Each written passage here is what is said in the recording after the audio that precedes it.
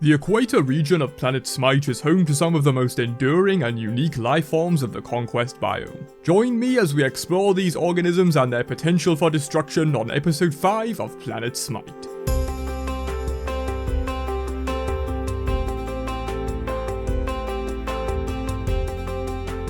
The first entry in our encyclopedia belongs to the lone wolf. The equatorial lone wolf is an interesting species that seeks out a solitary existence no matter the cost. This type of behavior is more often found on the fringes of the planet, such as the barren plains of Sololane or lowland plains of Duolane, where this kind of strategy can find success. However, the equatorial lone wolf is a significantly more rare species given the nature of the equator being so close to common points of interest across Planet SMITE. Early in life, the lone wolf mid laner seeks to force their enemy into a 1v1 situation as often as physically possible, as they wholeheartedly believe that their opponent is always a noob and that they have a superior ability to hit giant circles. Often found telling their fellow organisms to stop triple splitting every single mid-wave, the lone wolf seeks to gain advantage in their adolescence through solo kills and effective farming techniques, even if this is at the cost of their fellow species such as their supportive mothers. Later in life, the lone wolf mid laner can often be found aggressively diving the enemy backlines, looking for an opportunity to lap spam their counterpart and assert dominance as the best equatorial subspecies on Planet SMITE. This strategy is high risk and high reward, with the lone wolf mid laners either winning a match single-handedly or diving into 5 people with no beads and going reverse godlike. A game with an equatorial lone wolf is much akin to spinning a roulette wheel at the start of the match and betting all your MMR on black. Our next entry is filled by the Wanderer.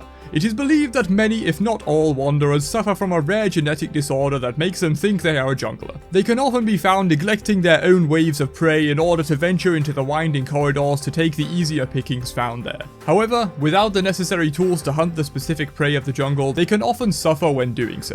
The Wanderer is most known for its signature strategy, the level 2 duo lane cringe gank, in which they and perhaps their team's actual jungler will gank the lowland plains of duo lane early in their life. This mindset is carried with the Wanderer into maturity, as it will roam wherever its jungler does.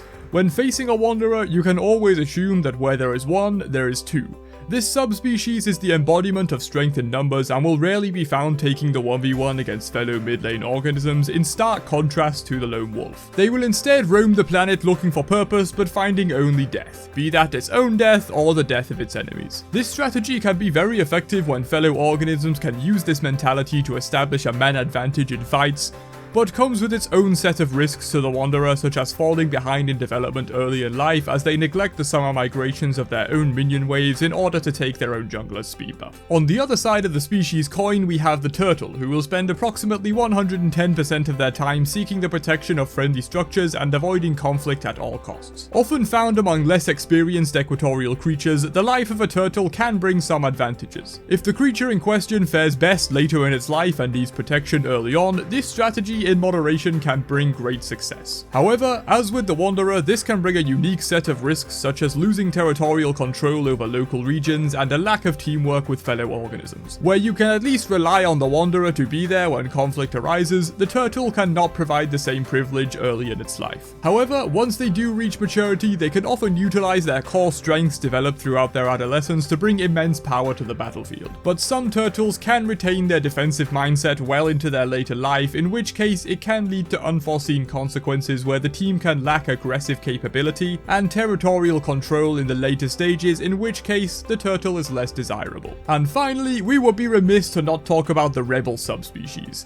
Found rejecting the societal norms of using magic, these organisms will exclusively use the forms of physical variety, hunting or even assassinating their prey with slashes and arrows instead of electricity and fire. This rebellious mindset is not only found in their choice of weaponry, this also translates into their personalities, as they will buck the trend of how an equatorial species should play, and will be found taking on the role that their pick originates from, hunting or assassinating as they see fit. Often less adept in the core mid-lane skill of hitting giant circles, the Rebel takes a different stance on what it means to be a successful species of the equator and is expanding its influence more and more over time, with birth rates climbing consistently over the years. The equator of Planet SMITE is home to some of the most varied species there is, from the highly defensive turtle to the lost wanderer to the rabidly aggressive lone wolf and even the rare rebel species.